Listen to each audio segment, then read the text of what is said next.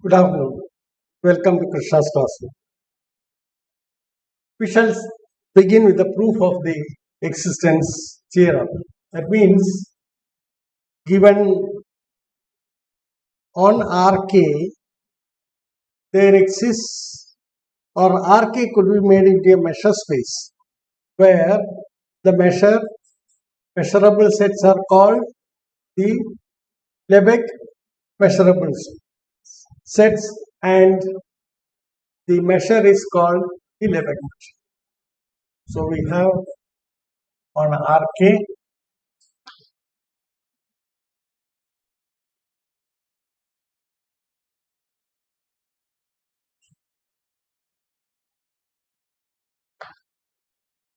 we have Rk script m, where m is the Lebesgue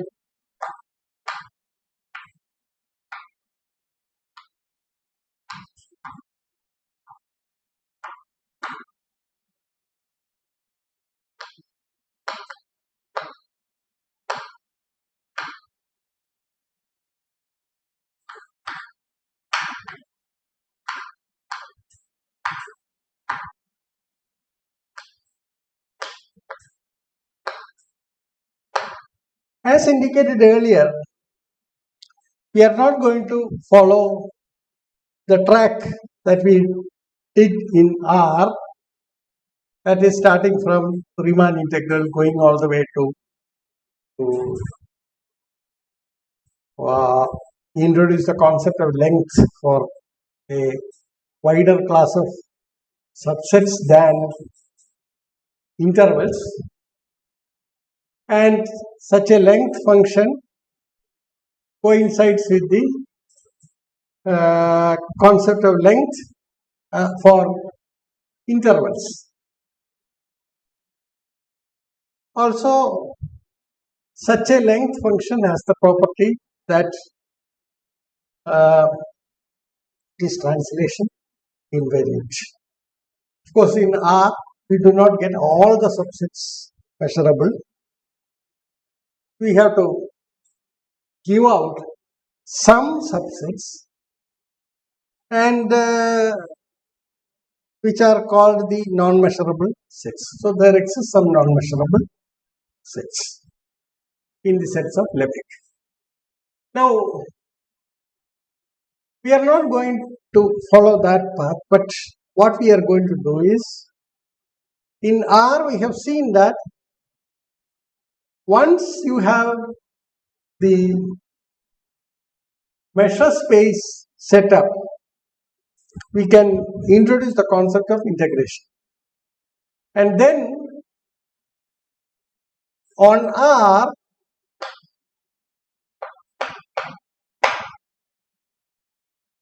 integral over R fx dx or f dm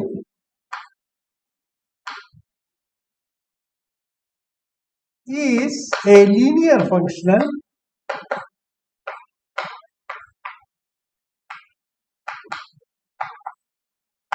on CC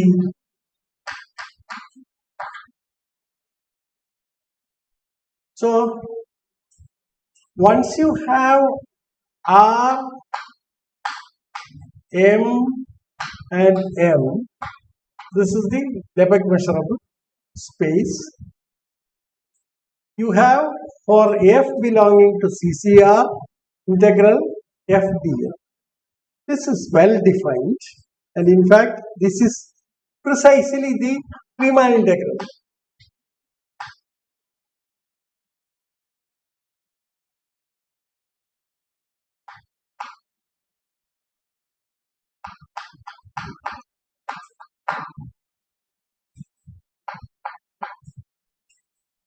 Because f is a continuous function. And this defines a linear functional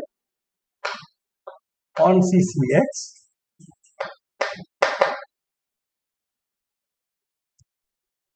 So what we are going to do now is walk along the reverse path or going backwards from here.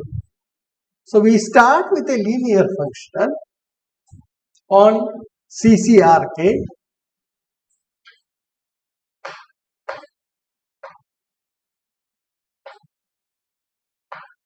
An appropriate linear function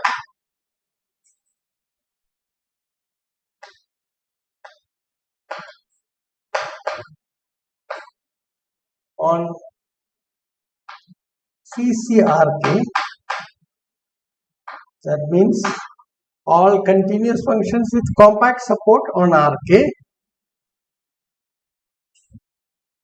and then apply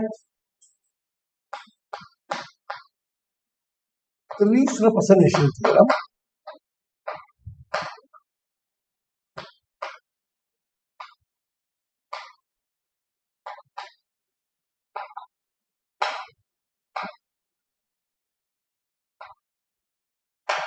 To identify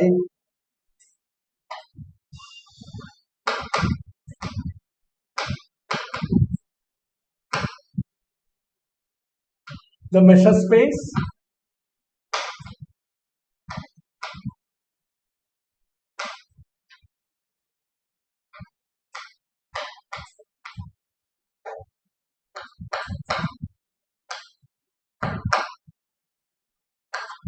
and the measure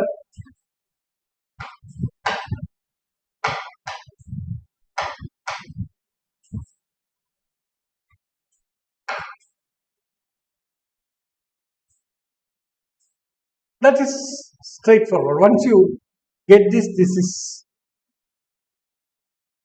you can immediately apply this. But what we want is, this is the crucial thing, the appropriate linear function. What is the appropriate?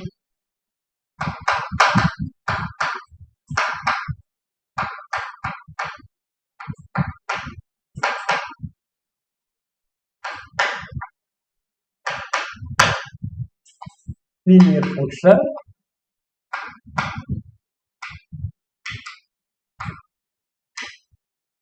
leading or giving rise to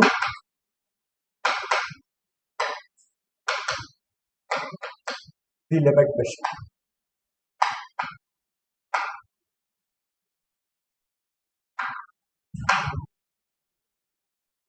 This was our investigation was along this line. We have to find out the appropriate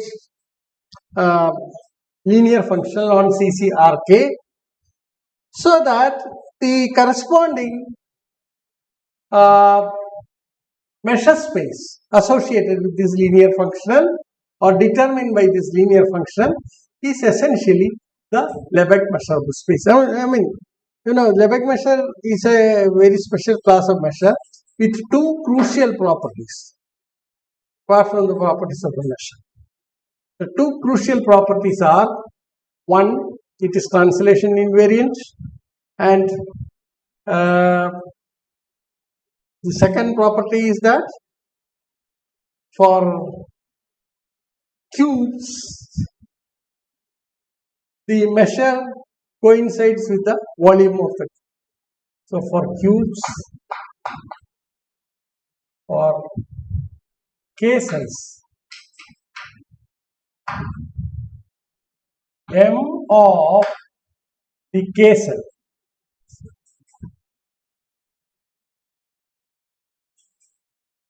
its measure should coincide with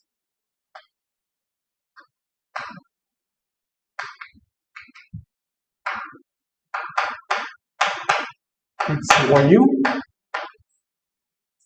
that is, and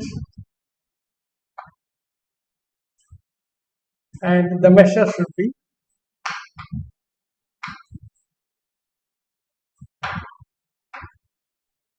as the property that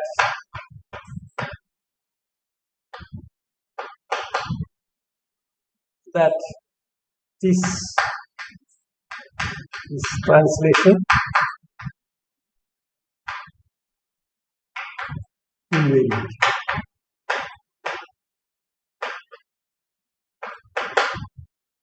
Invariant. That is, we should have measure of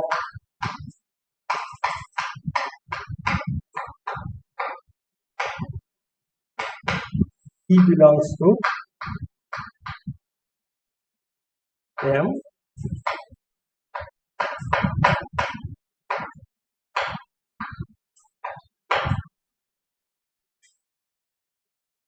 Now these two properties, see, this is the important identifying features of the Lebesgue machine.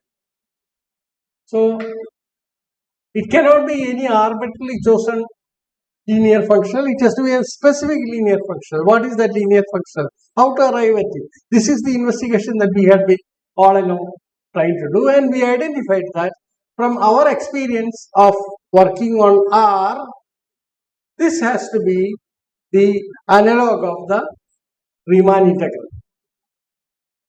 Okay? It is, and in fact it turns out to be essentially the Riemann integral of on R. The linear functional that is determined by the Riemann integral on CC RK. Okay. So how to get hold of this? That is what, see, we were investigating this. We found that there is a way of arriving at it. And in fact, we are now going from what we want to achieve backwards to get hold of lambda.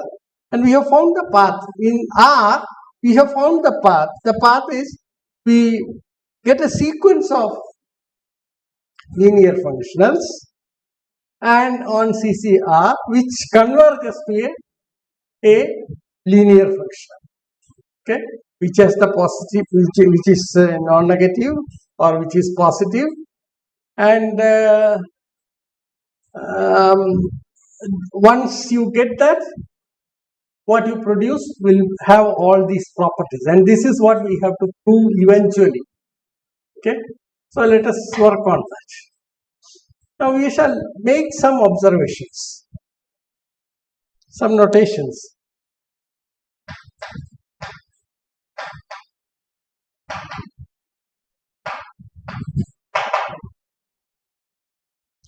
We define W to be X, the set of all X for which alpha I less than psi I less than beta I, for I equal to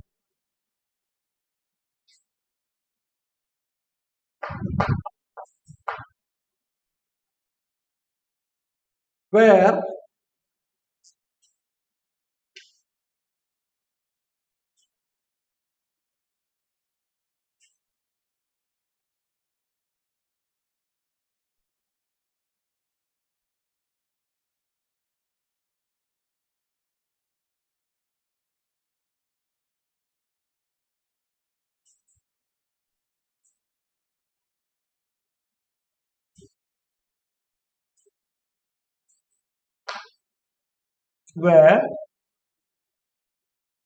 X equal to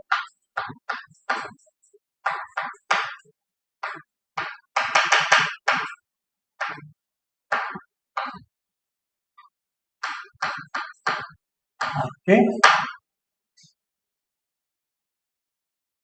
then alpha I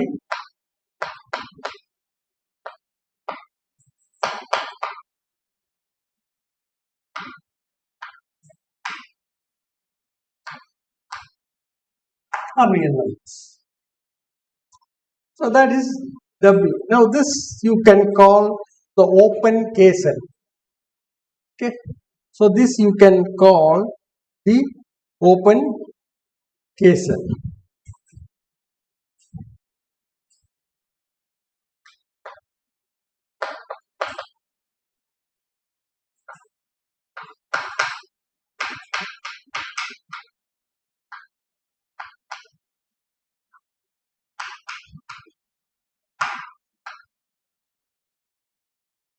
And we also have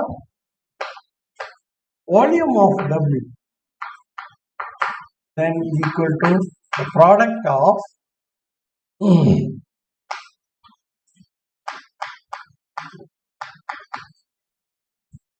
So we can also write W in the following way. W can be identified with the product of the open intervals alpha I, beta I, and these are open intervals.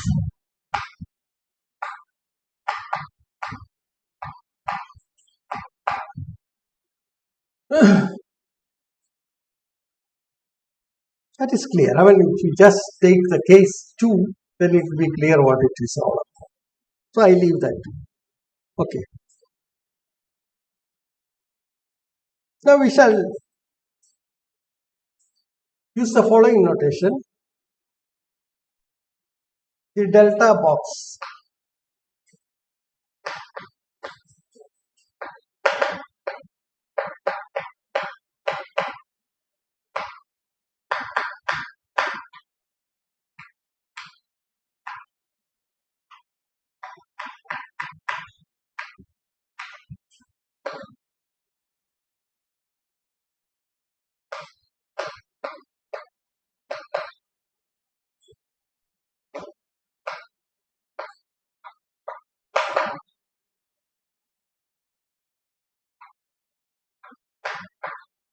such that alpha I is less than or equal to psi I less than beta.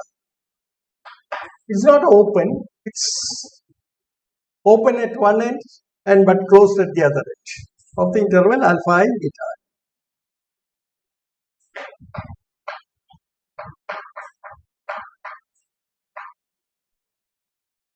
Because x is again equal to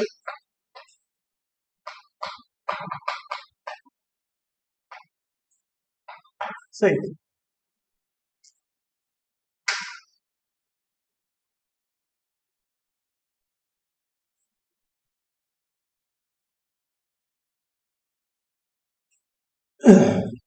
this could also be written as in the form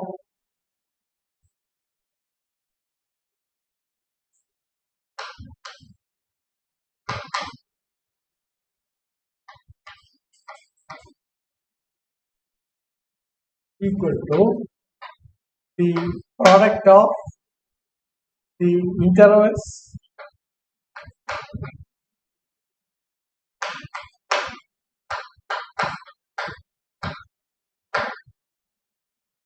so this is corner.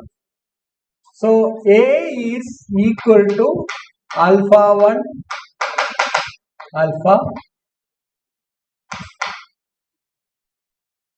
Okay, here also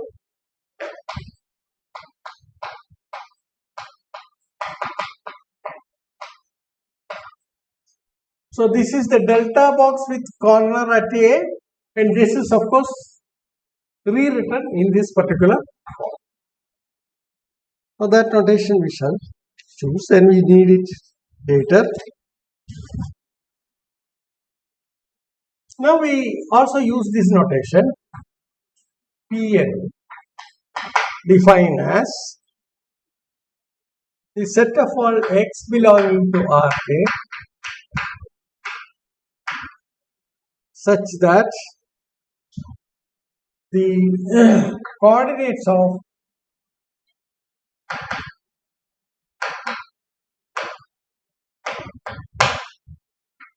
are integral multiples of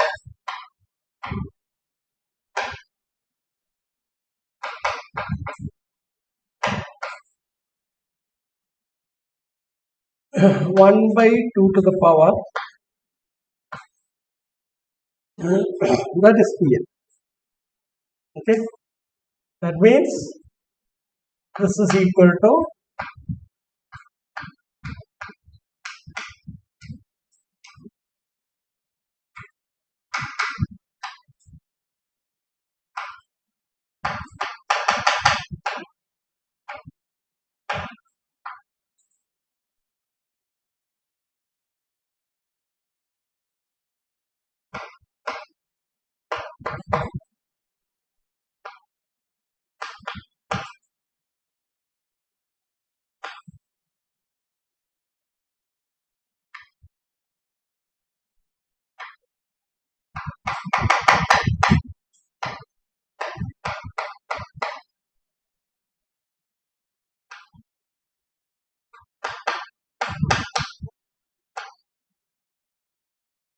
integers.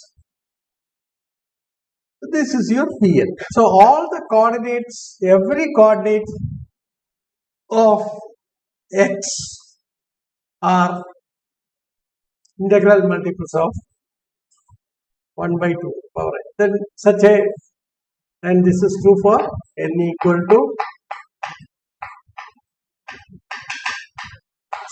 this we shall need. So omega n designate as the collection of all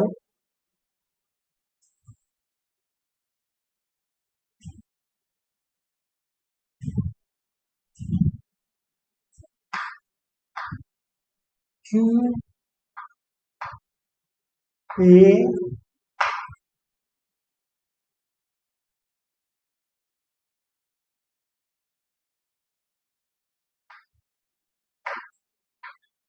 and where A belongs to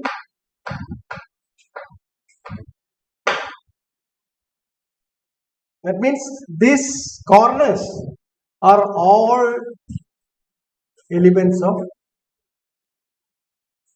which has coordinates or which have coordinates which are integral multiples of 1 by 2.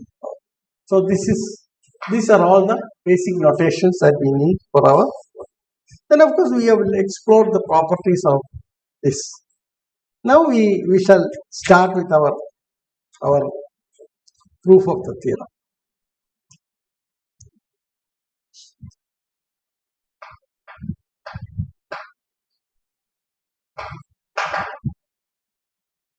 Let F be a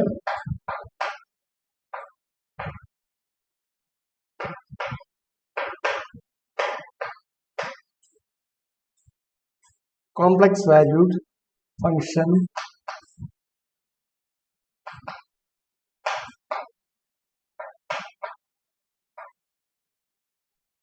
we are not putting any further restrictions at this moment with support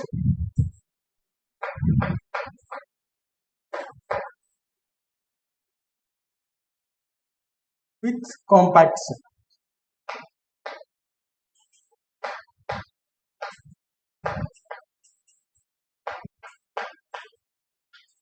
This means that what is support of F? Support of F is the closure of the set on which the function is not equal to 0. Okay, so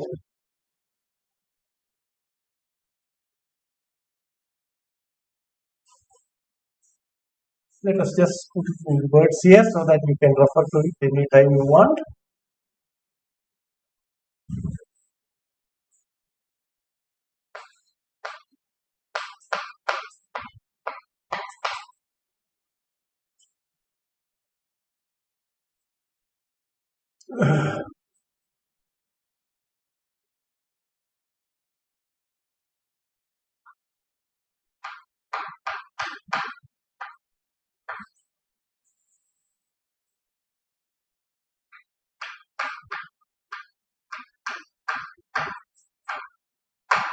I'll put a bar here to show that this is the closure. This is a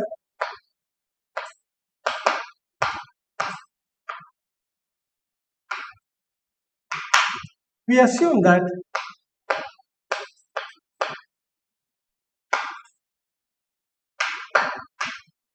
support of F is not only closed because it is already there in the definition, is compact.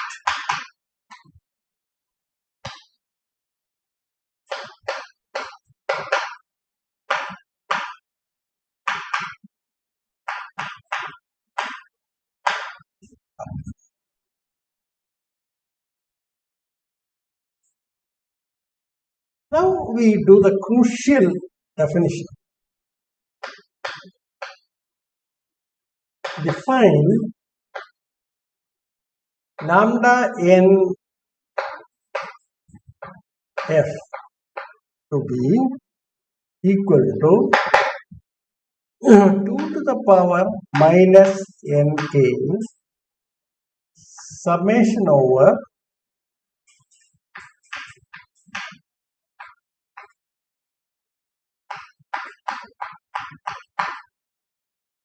fx.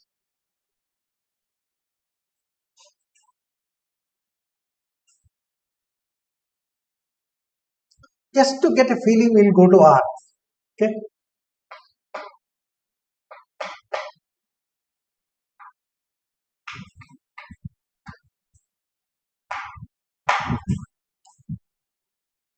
Just to get a feeling, we will go to R and see what this is.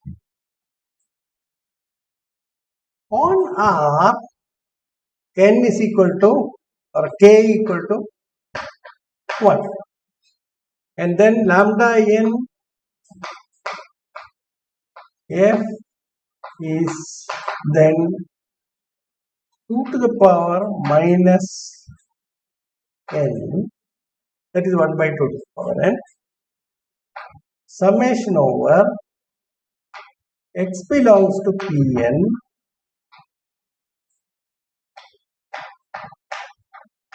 fx. What is that? Now what are these points?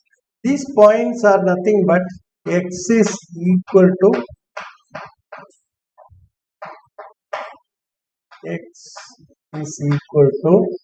m by 2 to the power. Okay, so we are taking the collection of points of this type. Therefore, what we are writing is this function is 2 to the power minus n to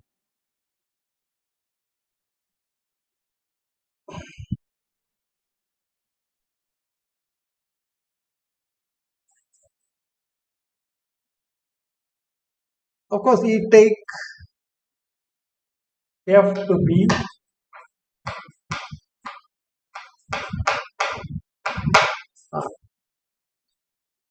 now Pn consists of, in this case, the collection of points m by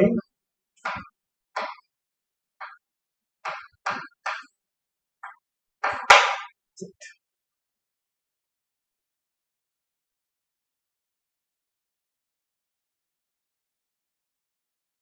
Which means on the real line, just marking a point, not necessarily, this need not be positive point, or it could be also negative, depends on what the value m is. So this is m into 2 to the power minus n, m plus 1, 2 to the power minus m plus 2, 2 to the power minus n, etc.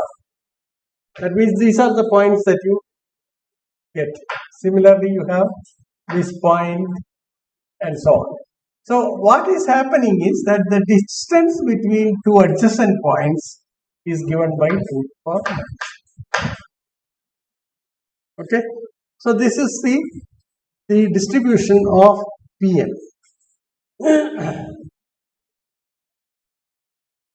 In R. Therefore, what is the function that you have? Therefore, lambda n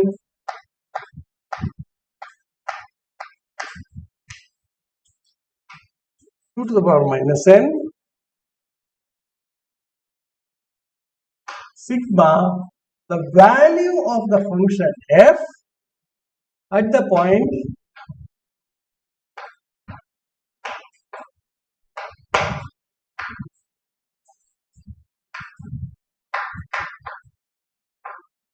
this is the function. Okay. Now the question is this a finite sum? This is a finite sum.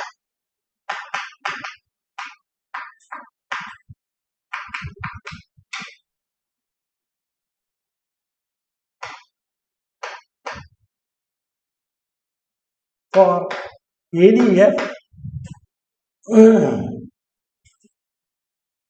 belonging to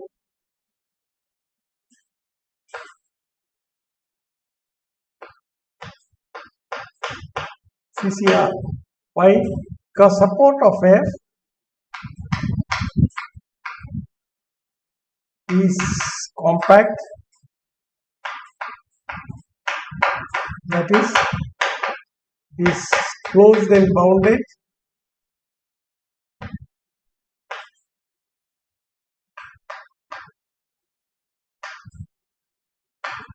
hence support of f is contained in some closed interval A, where A is a compact interval. Okay. Now, what matters is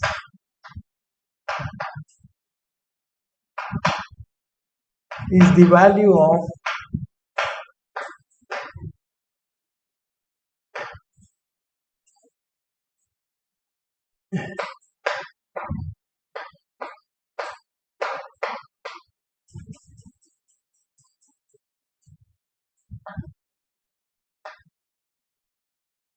belongs to the interval A.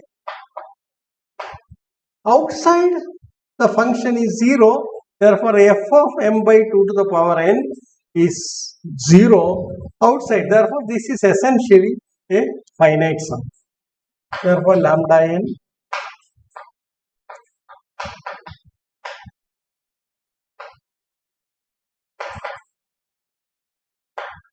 but that is on R. So we got a feeling for what it is. On R2, what happens is, you see, this is what happens.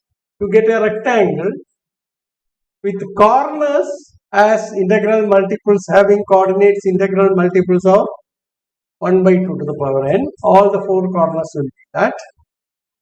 Then, this is all covered by this kind of form, and you see that this is actually, these two edges are included, but these edges are not included in the particular box. Okay, and what matters is the value of the function at the corner. Okay, and that means, see, if you take a function f with compact support, then it can be put inside a box. Okay, can be put inside a box of the form AB cross CD. Okay, where A, B, C, D are all finite numbers. Then you see that the number of points where f is going to be, since the support is contained in that, the number of points where f takes non-zero values is going to be finite. Therefore, the corresponding sum that you have here is finite. Therefore, in general, this is what is happening. Okay, so I will just proceed from here.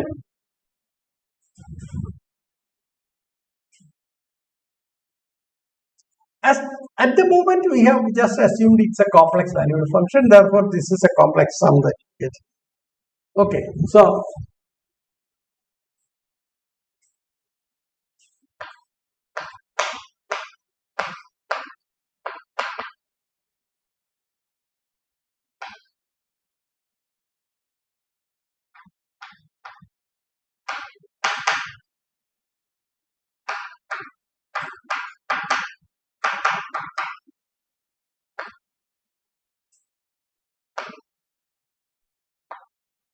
and hence it is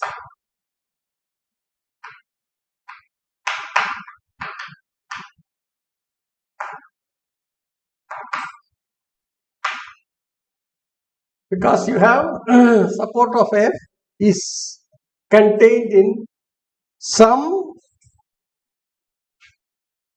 k cube. Okay, because of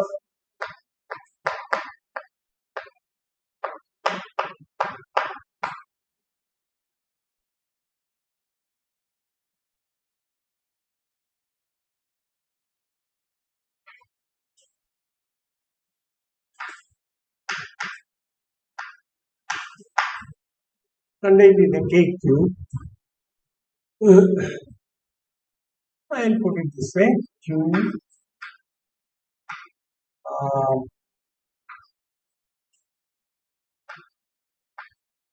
A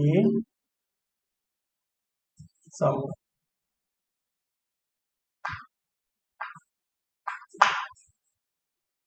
it's an R cube. Okay, R is final.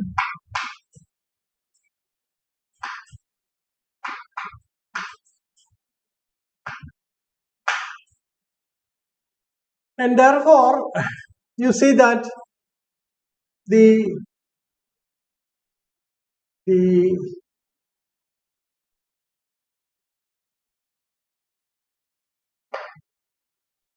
sum x belonging to Pn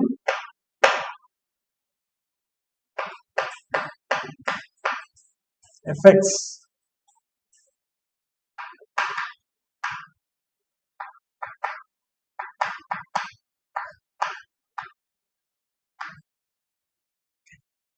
the next point that we want to make is, suppose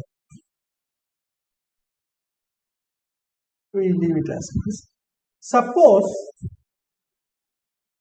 f is real line.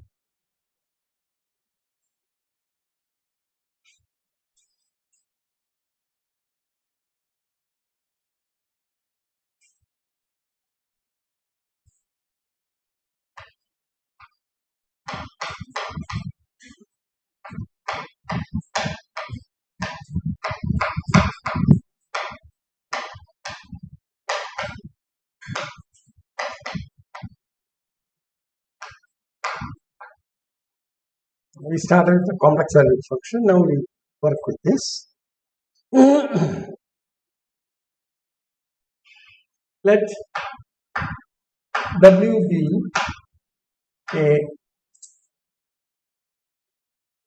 an open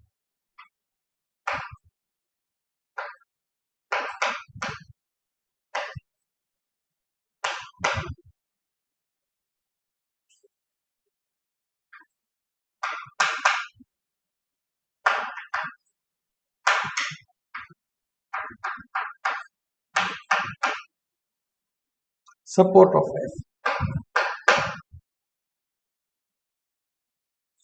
So let epsilon positive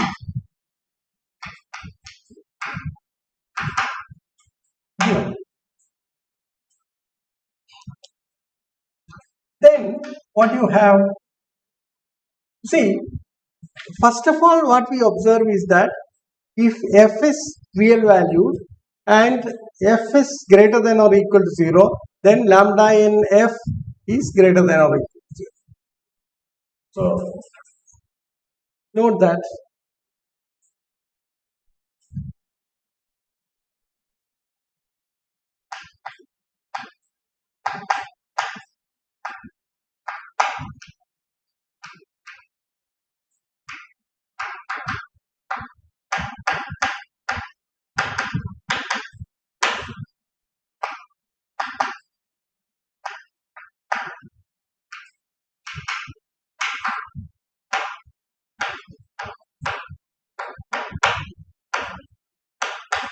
CCRT.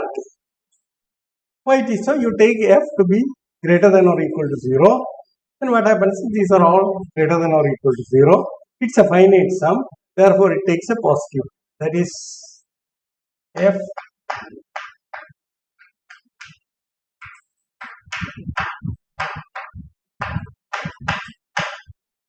that is one thing.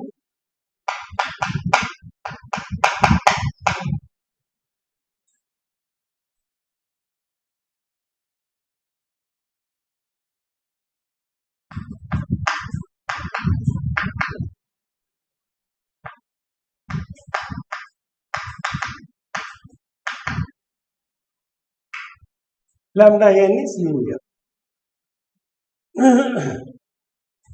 That's because if you have two functions f and g, now lambda n of, suppose both f and g are in CC Rk, then you see that they are evaluated at the same point. Okay, and then you can write this is equal to 2 to the power minus n sigma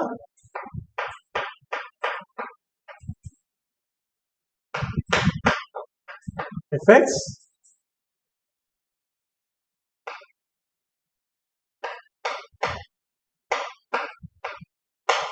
which is equal to 2 to the power minus n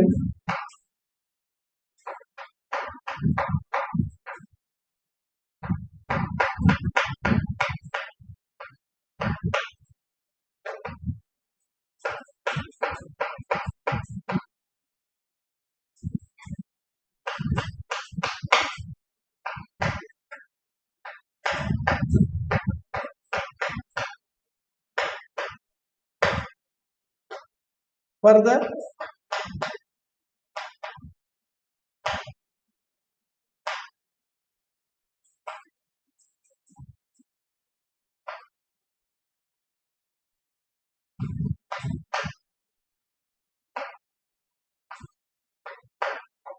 That's quite easy to do. So if lambda n is a positive linear function, so that we will do. Now what is the next step?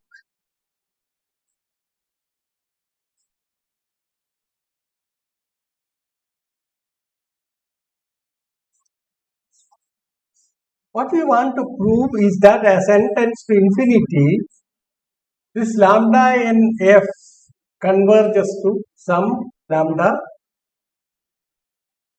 where lambda is a positive.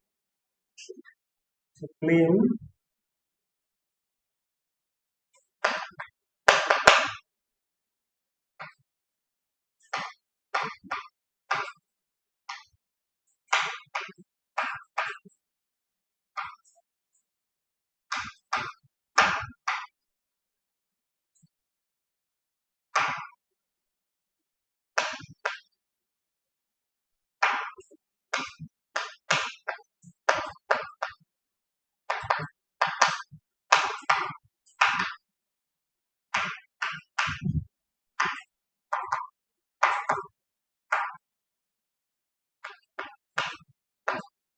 okay.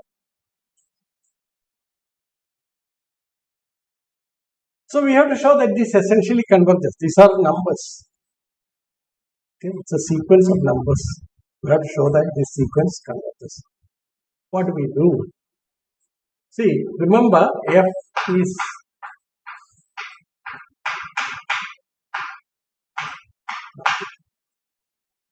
so f is continuous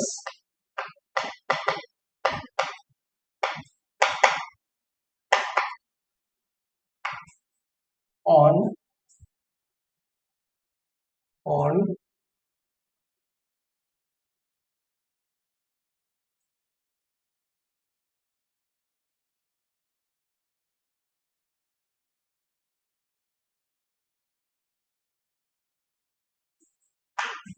everything.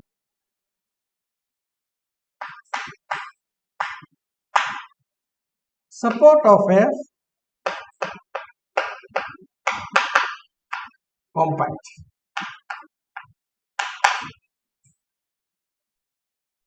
Therefore, you can see that support of f, there exists an open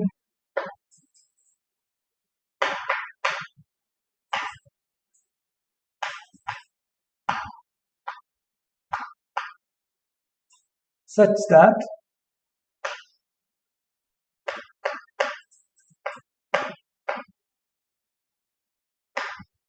W closure is compact.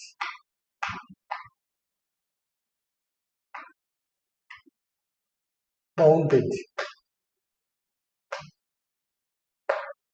which is closed and bounded. Now this is precisely the assumption that support of f is compact. Okay.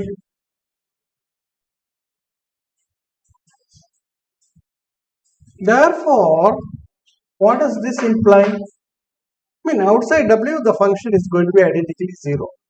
Therefore, which implies f is uniformly bounded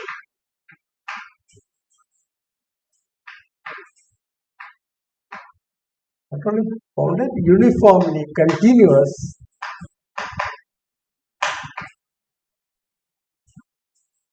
on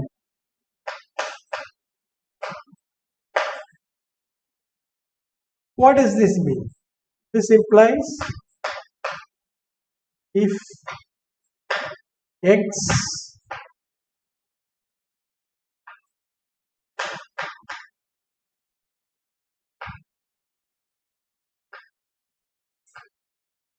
given epsilon positive,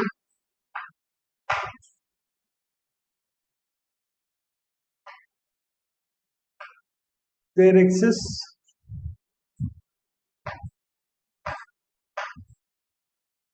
delta positive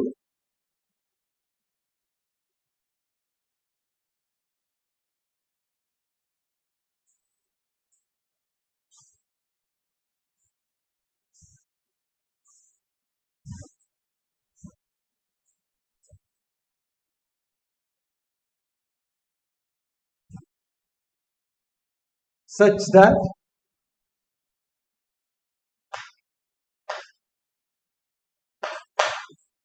if x minus fy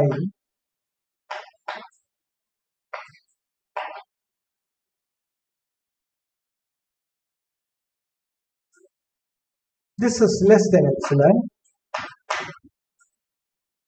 for every x comma y belonging to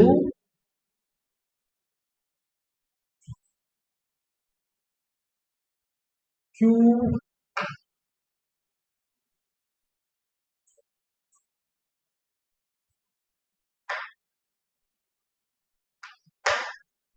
qa delta, where qa delta is a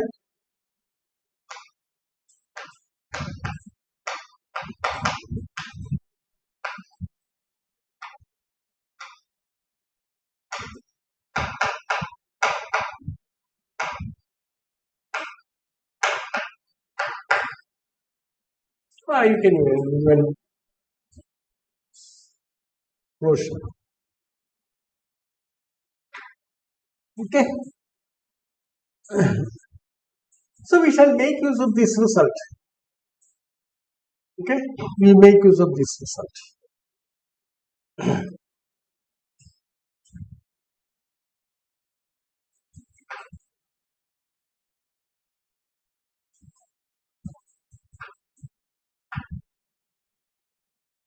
Capital N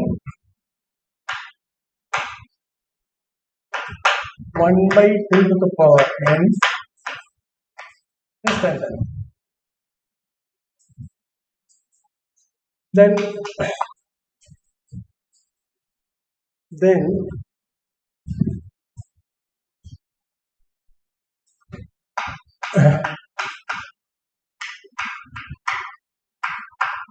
is less than epsilon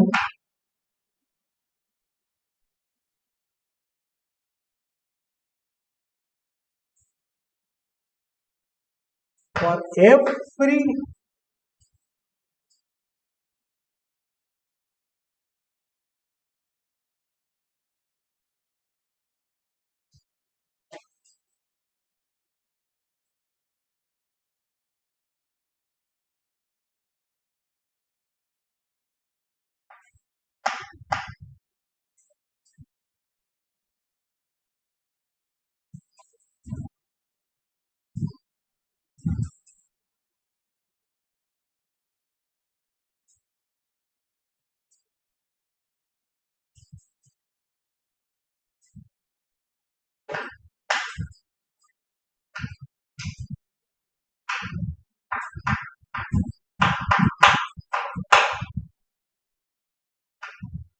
this is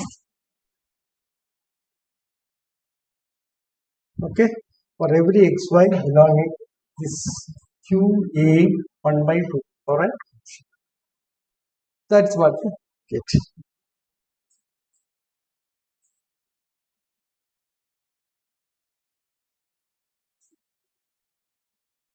Consequently,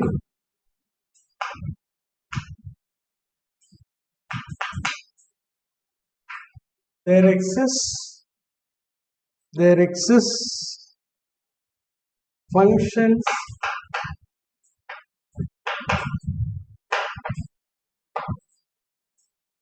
G and H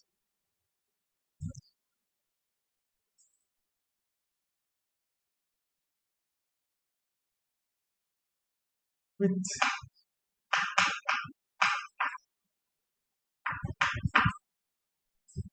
support in W. This support of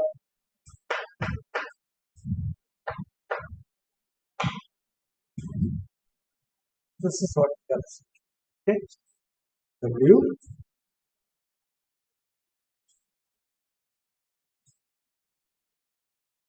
such that the first property is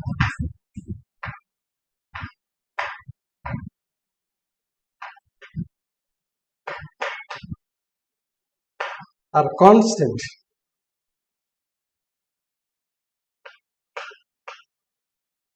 Each box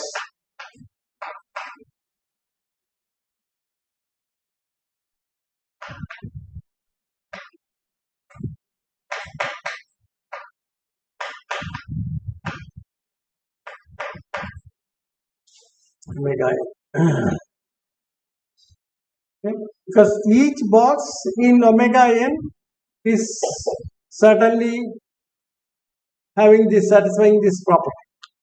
Okay? Secondly,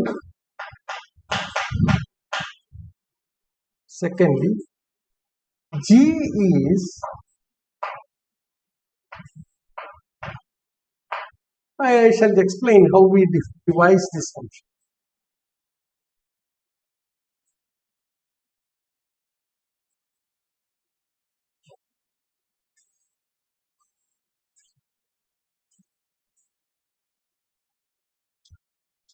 And the third property is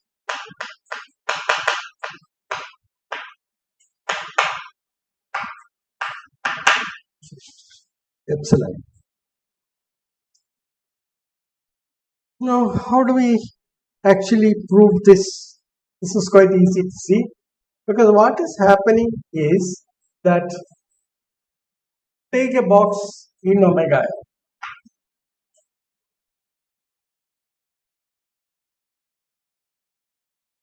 I am drawing the picture in R2. Okay, so this is in a box in omega n. So in this case, this is m1 by 2 to the power n, m2 by 2 to the power n. This is one corner. This corner is going to be then m1 plus 1 2 to the power n, m2 by 2 to the power. Then this corner is m1 by 2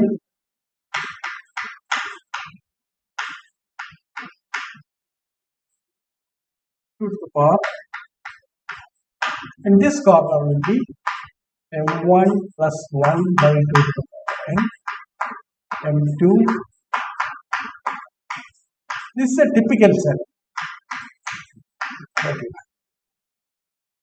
What we are going to do is, so define Gx to be equal to minimum of fx on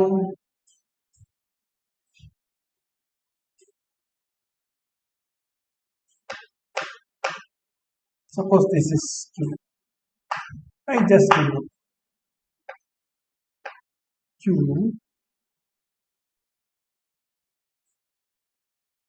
Okay, and Hx to be or if you want to more comfortable, supremum and supremum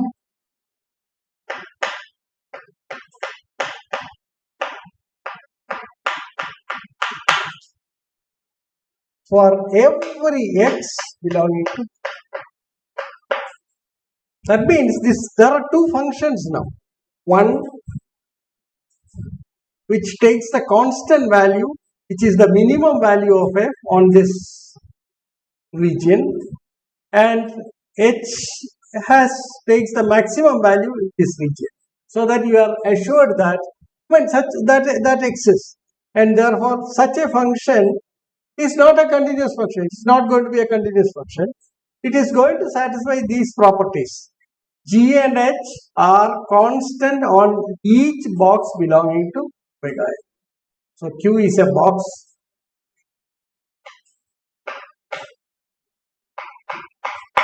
Q is a box belonging to omega n. On Q, you take Gx to be the infimum of f and Hx as the supremum of f. Therefore, you see that you get functions g and h, which takes a constant value on this. Okay? Right? So, the h is greater than or equal to f, g is less than or equal to f. We are taking real value. So, you have the second property satisfied, namely this one. That is the second property satisfied.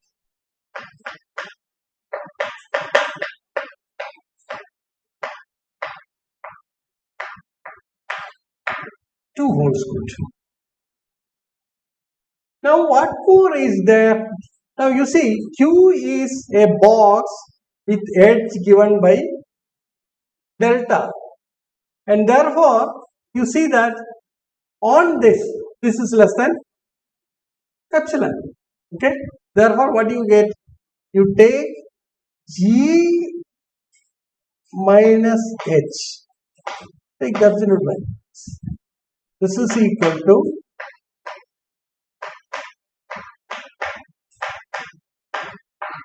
which is equal to our definition infimum of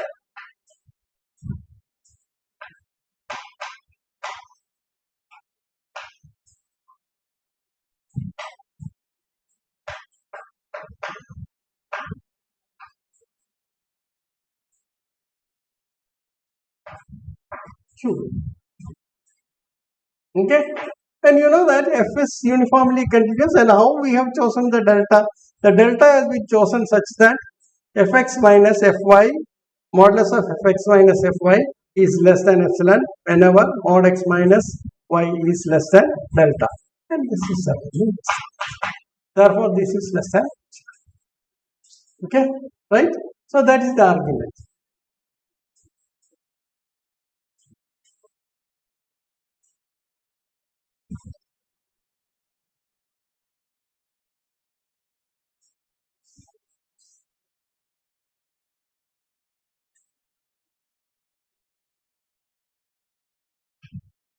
G and H are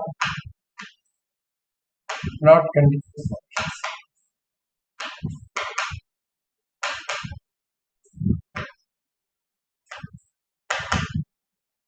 But support of G and support of are common.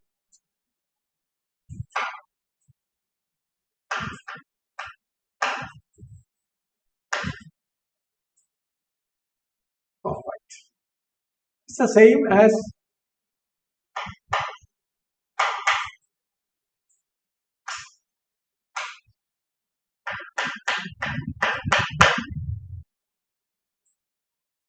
so you have devised two functions f and g which are coming from and below.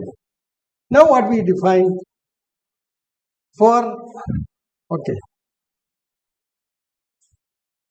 Now let us compute lambda n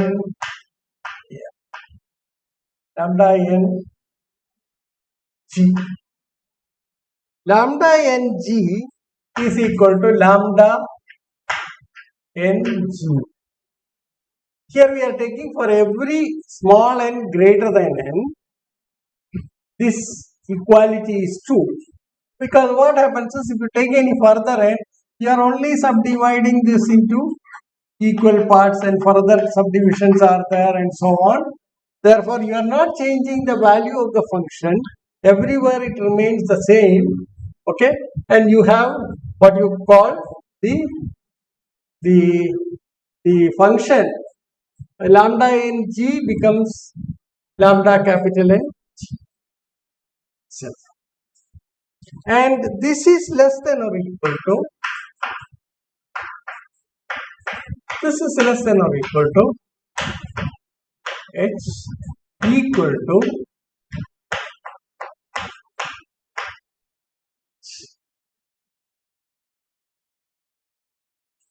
by the same sort of argument. So you see that lambda n f is squeezed between capital lambda n g and lambda n h. So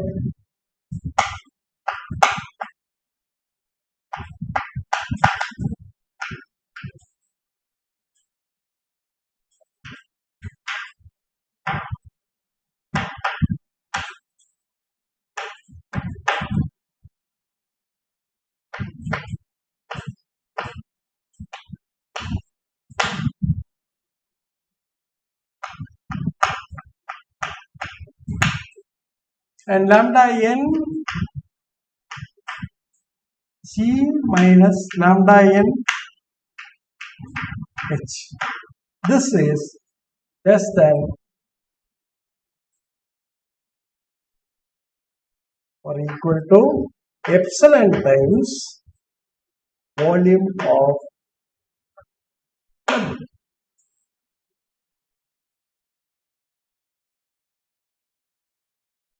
okay. This is the crucial. So multiple of epsilon, that is the important part. So for any arbitrarily chosen epsilon, lambda n g and lambda n h differ only by epsilon times the volume of W. Volume of W is fixed because that is the support of F is contained in W. Okay. Therefore, what do you infer? And this lambda n f is squeezed between these two. Therefore, what happens? Lambda n f converges to some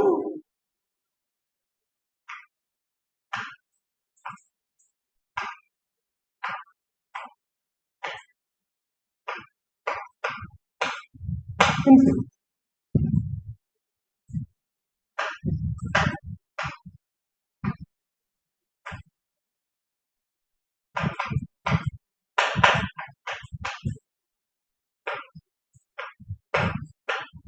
So lambda f is equal to limit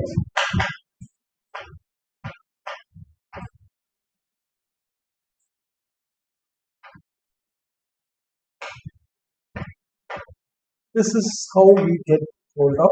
So what we have proved is this: the lambda n f converges to some number lambda f. Okay. Now, what we claim is that lambda f is a linear function. Lambda is positive definite.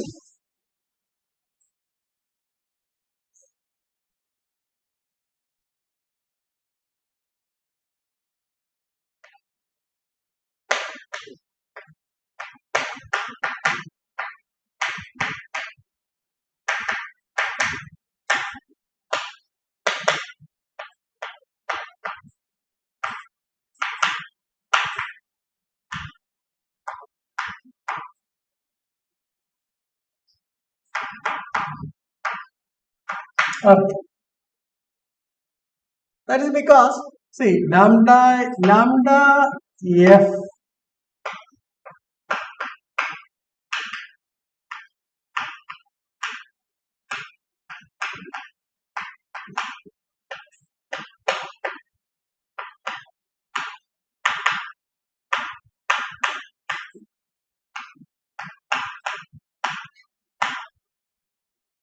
or I will put it say F1, F2,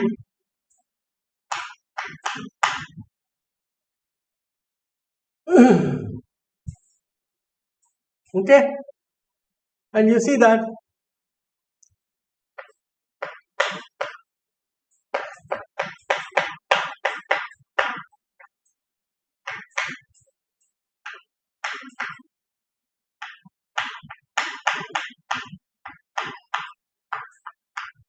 two, and this converges to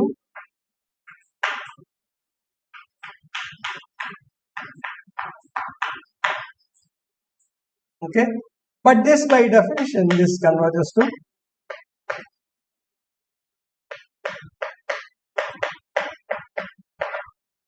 this is as n tends to infinity. So what we have is lambda limits n tending to infinity, or I will put it this way, lambda f1 plus f2 equal to limit n tending to infinity lambda n f2, which is equal to limit n tending to infinity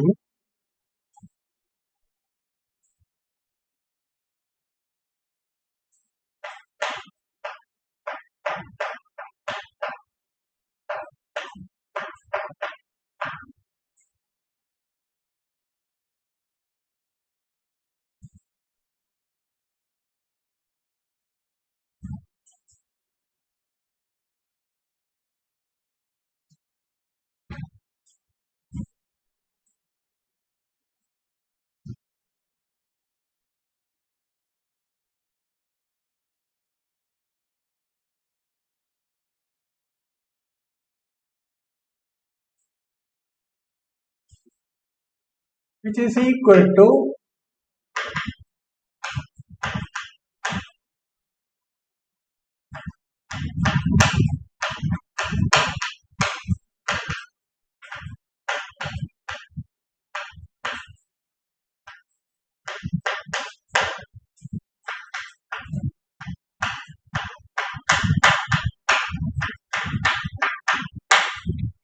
and this is true for every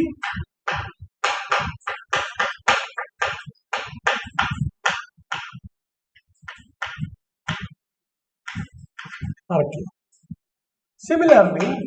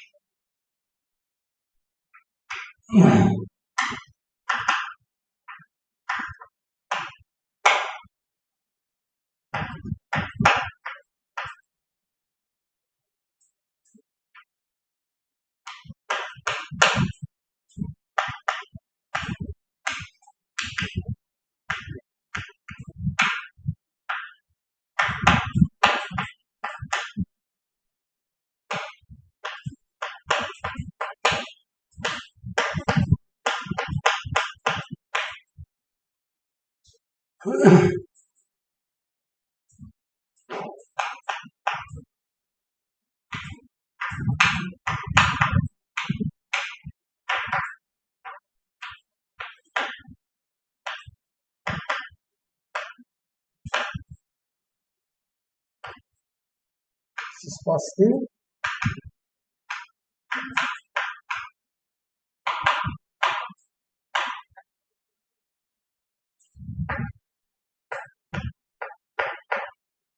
positivity can be easily proved because you see you have got suppose f1 greater than or equal to 0, f2 greater than or equal to 0, and this implies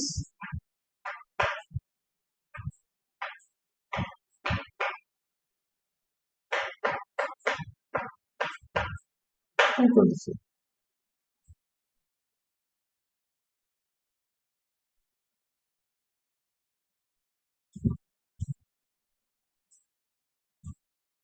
You don't need f1 and f2.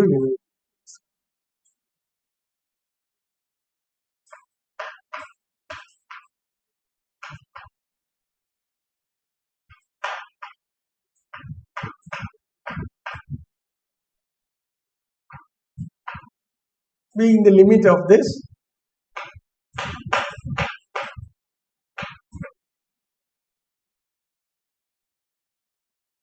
greater than or equal to 0, because lambda f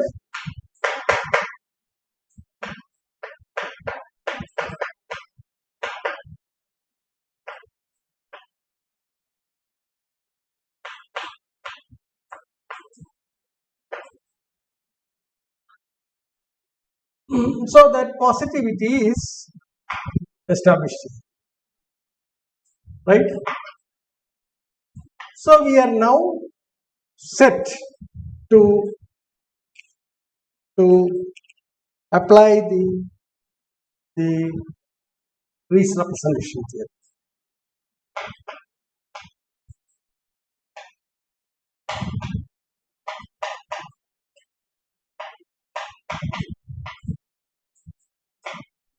Set to apply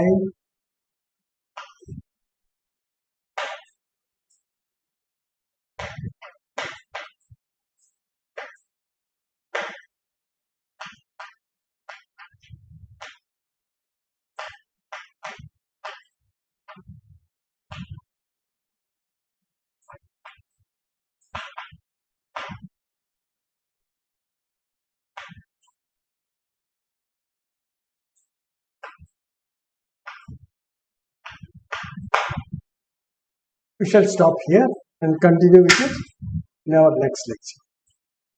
Okay, so this is proof of the existence theorem. The deals with the construction of okay. So thank you very much. I stop here for the day.